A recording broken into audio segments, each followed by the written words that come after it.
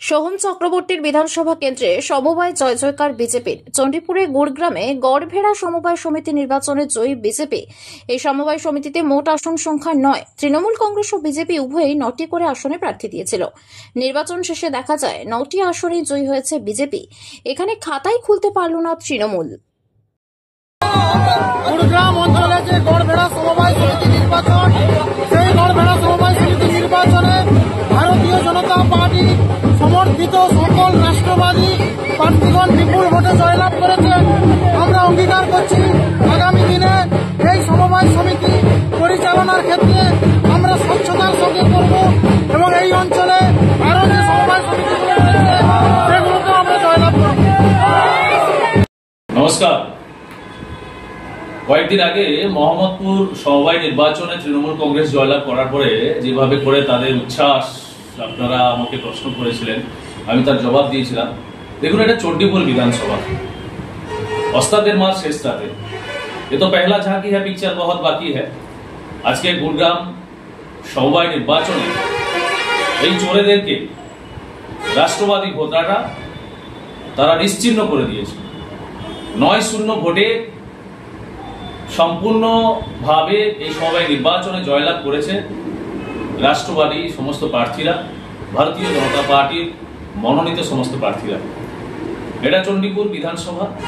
আগামী বিধানসভা নির্বাচনে যেভাবে করে গত বিধানসভা নির্বাচনে চুরি জুয়াচুরি করে ভোট লুট করে জয়লাভ করে একজন পরিযায়ী বিধায়ক চণ্ডীপুরের উন্নয়নকে আটকে দেওয়ার চেষ্টা করেছে, এই ২৬শে নির্বাচনে তা হবে না।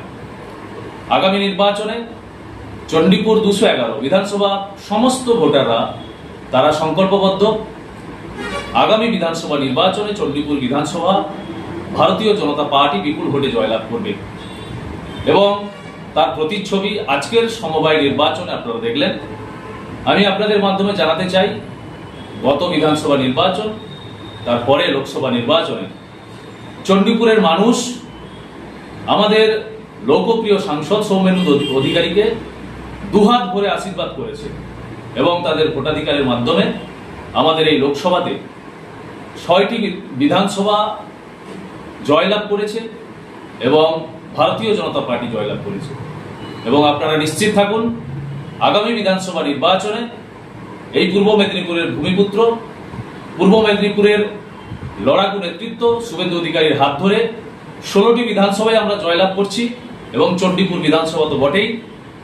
যতই লম্পঝম্প করুক না কেন তৃণমূল কংগ্রেস তাদের চুরি জুয়াচুরি, তাদের ধাপ্পাবাজ এগুলো আটকাতে পারবে না। এই সমবায় নির্বাচনে আপনারা দেখেছেন শাসক দল সবসময় জয়লাভ করে, কিন্তু তাদেরকে উপেক্ষা করে গুড়গ্রাম সমবায় নির্বাচনে তাদেরকে নিশ্চিহ্ন করে দিয়েছে, একদম খাতা খুলতে দেয়নি। এটাই তার প্রমাণ। ততক্ষণে দেখতে থাকুন, ভালো থাকবেন। নমস্কার, আমি শ্রী বিপ্লব মণ্ডল, ভারতীয় জনতা পার্টি।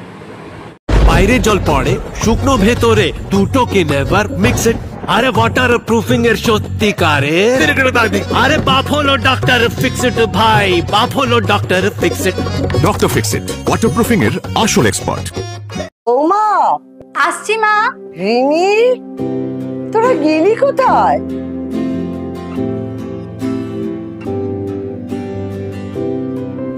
না, তাড়াতাড়ি করে তৈরি হয়ে এসো। আচ্ছা। নে, তুইও তাড়াতাড়ি করে তৈরি হয়ে নে।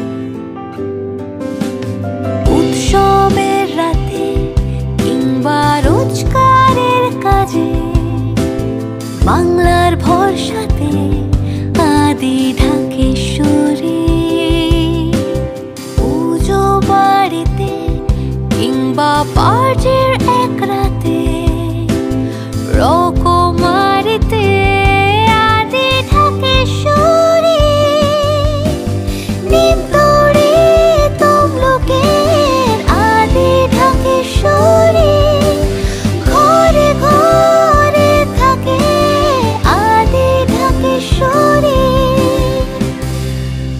আদি ঢাকেশ্বরী।